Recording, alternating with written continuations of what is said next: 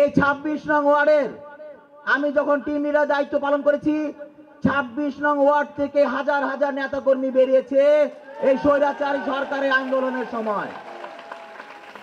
বর্তমানে কিছুটাও হয়তো বেড়েছে, কিন্তু যেভাবে ঢাকা মহানগর উত্তর যুবদলের ৭১টি ওয়ার্ডের মধ্যে ২৬ নং ওয়ার্ডের কর্মীরা সবচেয়ে স্বতঃস্ফূর্তভাবে প্রতিটা আন্দোলন সংগ্রামে স্বতঃস্ফূর্তভাবে অংশগ্রহণ করেছেন। মিডিয়ার শিকার হয়ে আব্দুর রহমানের কে সাংগঠনিক ব্যবস্থা নেওয়া হয়েছে। আজকে যদি সাংগঠনিক ব্যবস্থা না হতো, আলোচনা না আসতো, সমালোচনা না আসতো, আজকে ওকে নিয়ে আলোচনা হতো না। সুতরাং রাজনীতিতে প্রতিপক্ষ থাকে, হিংসা থাকে, বিজনেস থাকে। ওই যে আমাদের আনোয়ারুজ্জামান আনোয়ার বলেছে, বৈষম্য করা যাবে না।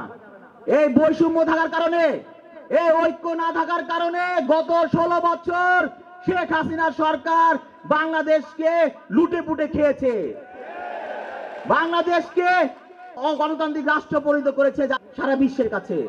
গত ১৬ বছর এই স্বৈরাচারী সরকার জাতীয়তাবাদী দলের নেতা কর্মীদেরকে গুম, খুন, বিচার বহির্ভূত হত্যাকাণ্ড, ৬০ লক্ষ নেতা কর্মীদেরকে মামলা দিয়ে নির্যাতনে নিপীড়ন করেছে এই স্বৈরাচারী সরকার।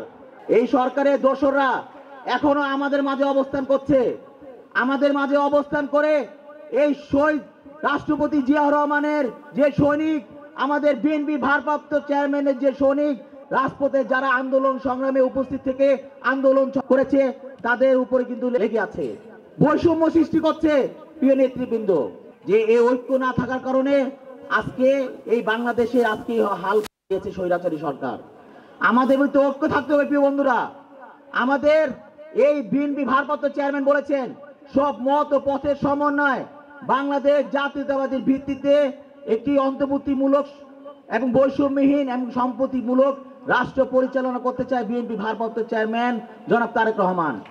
সেই যে রাষ্ট্র পরিচালনা করতে চায় বিএনপি ভারপ্রাপ্ত চেয়ারম্যান, সে জন্য আমাদের বিএনপি ভারপ্রাপ্ত চেয়ারম্যান এই ৩১ দফা বাস্তবায়ন করার জন্য বলেছেন। এবং এও বলেছেন যে ৩১ দফা বাস্তবায়ন হলে আগামী বাংলাদেশ একটি নতুন বাংলাদেশ গড়ে উঠবে। আপনারা দেখেন, এই স্বৈরাচারী সরকার ডিজিটাল বলে দেশকে, এবং এই যে স্মার্ট বাংলাদেশ বলে দেশে একটা হাল করে দিয়ে গেছে। আপনি দেখেন, আন্তর্জাতিকভাবে বিভিন্ন দেশ, বিভিন্ন বিদেশে বিভিন্ন দেশ দেখেন এই পারমাণবিক অস্ত্র তৈরি করে। তারা কি নেল কাটার, প্যান, আন্ডারওয়্যার তৈরি করতে পারে না? পারে। কেন তৈরি করে না? তৈরি করে যারা নিম্নবর্তী দেশ, এই যে বাংলাদেশ, ভারত, পাকিস্তান, এইসব দেশে এইসব প্রেরণ করে, যে এইসব দেশে গিয়ে আপনারা এইসব তৈরি করেন। আজকে যদি দেশ পারমাণবিক অস্ত্র তৈরি করতো, তাহলে এই দেশটা ডিজিটাল এবং স্মার্ট বাংলাদেশে পরিণত হতো। এই ডিজিটাল বলে বাংলাদেশকে শেষ করে দিয়েছে, এবং মেগা প্রজেক্ট নামে বড় বড় প্রজেক্ট করে এই বাংলাদেশকে লুটে পুটে খেয়েছে যে স্বৈরাচারী সরকার এই দেশ থেকে বিতাড়িত হয়েছে। বিভিন্ন জায়গায় দেখেন, ওই দিল্লি থেকে তাদের আন্দোলন কর্মসূচি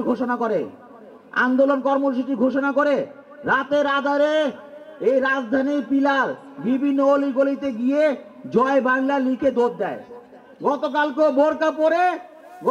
বোরকা পরে বিভিন্ন জায়গায় তারা মশাল মিছিল করেছে। অবস্থা দেখেছেন তাদের।